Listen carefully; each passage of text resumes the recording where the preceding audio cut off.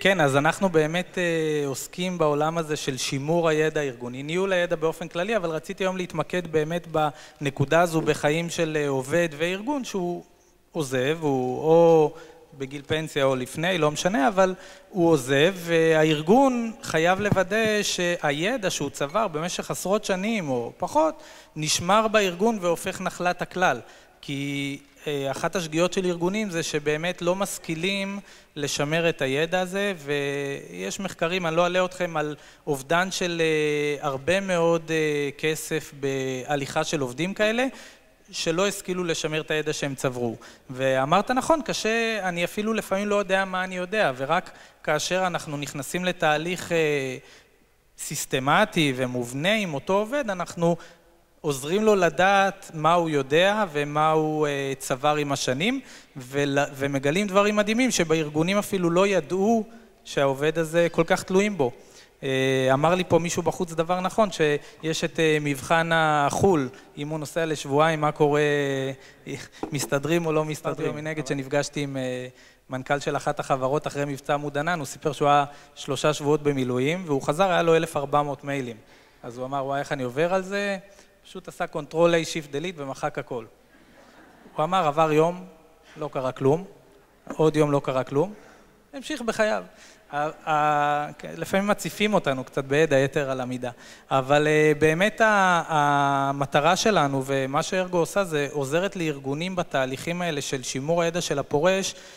יש מתודולוגיות סדורות לדבר הזה, זה לא חפיפה, חשוב להעביר את זה, זה בחפיפה, בתהליך של חפיפה של עובד, יש הרבה בעייתיות. צד אחד הנחפף, לא תמיד נעים לו לשאול את החופף את כל השאלות, הוא אומר, ירימו גבה, איך אני לא יודע את זה, זה משהו שאני אמור לדעת, לא נעים לו לשאול. החופף מנגד לא תמיד מספר את כישלונותיו, רק את ההצלחות הוא מעלל ומשבח, והיו גם כישלונות שחשוב ללמוד אותם. ובעצם תפקידנו לבוא כנדבך מעל, ולוודא שהידע שהעובד העוזב היה נחשף אליו וצבר אותו, יעבור הלאה. וזה יכול להיות ידע לגבי פרויקטים שהוא היה בהם, ומה קרה בהם, ומה תכננו שיקרה, ומה קרה בפועל, ואיפה היו הנקודות כשל. והדברים מאוד טריוויאליים של אנשי הקשר שלו, ברמה של עם מי הוא מדבר כשקורה כך וכך, ולמי הוא פונה, ובאמת דברים מאוד יומיומיים, כמו הספריות מסמכים שלו והמיילים שלו, עד דברים מאוד גדולים, כמו באמת תובנות, שזה מה שנקרא ידע סמוי, עוד יושב אצלו בראש ואפילו לא עלה על הכתב.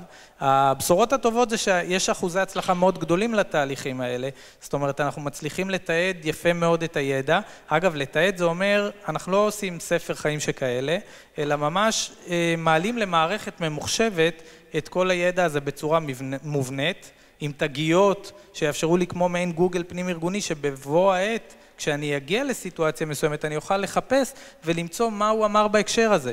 נגיד, לא קרה לי 2 עכשיו שנדרשתי לאותה סיטואציה שהוא תיאר, אבל עכשיו יש לי סיטואציה שאני צריך את זה, ואז אני יכול במילה 2 לעשות חיפוש, ואני אמצא, הוא אמר שצריך לעשות כך וכך, ולדבר עם אדם זה ואחר. ואנחנו רואים באמת שארגונים שעוברים תהליך כזה איתנו, יש ROI מאוד גבוה, החזר ההשקעה לתהליכים האלה הוא מאוד גבוה. אני חושב שארגון חייב לעבור תהליך כזה, אבל לא בצורה גורפת. לא כל עובד שעוזב צריך לתעד את הידע שלו. זאת אומרת, התהליך הראשון, השלב הראשון בתהליך הוא לזהות מי הם אותם פורשים שאנחנו צריכים לתעד את הידע שלהם. זה לא קשור לטייטל שלו, זה יכול להיות אדם בכיר, זה יכול להיות אדם זוטר, אבל אותו אדם זוטר יושב על צומת ידע מרכזית ורק הוא יודע נושא מסוים. אנחנו צריכים לזהות יחד עם הארגון את מחיר הנזק מאובדן הידע, את האלטרנטיבות, אם יש בארגון מקבילים לו שיודעים לעשות את זה, ובעצם אנחנו מגדירים את אותם אנשים שנרצה לתעד. צריך לעשות את זה מבעוד מועד, זה לא בשבוע האחרון כמובן. דבר שני, אחרי שזיהינו את אותם אנשים, אנחנו נלך לתהליך של בניית מפת הידע, להגדיר איזה ידע שלו אני רוצה לתעד. אני לא כותב הכל עכשיו, אני רוצה יחד איתו עכשיו לעבור על נושאים מסוימים שרלוונטיים לארגון ואסור לי לאבד אותם.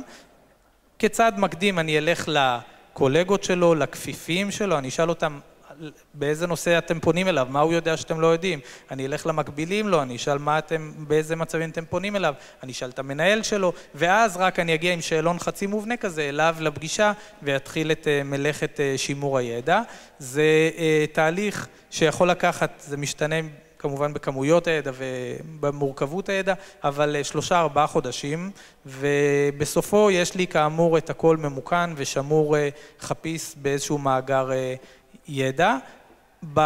בסוף חשוב גם להגיד, זה תהליך מאוד רגשי, זה לא דבר טריוויאלי לפורש לשפוך כל מה שהוא יודע, והמנגנונים שאנחנו מפעילים הם מאוד לא קשיחים, הם מאוד רכים, הם מדגישים יותר היבטים של אגו, זו ההזדמנות שלך באמת להשאיר חותמך, הארגון צריך את הידע שלך, ויותר משחקים באמת על היבט של אמוציות ופחות על אתה חייב כי המנכ"ל אמר, זה לא עובד, זה לא מצליח, ובעצם היועצים שמיומנים בפעילויות האלה יודעים איך בעצם להפעיל אותו ולזקק את הידע הקריטי והחשוב.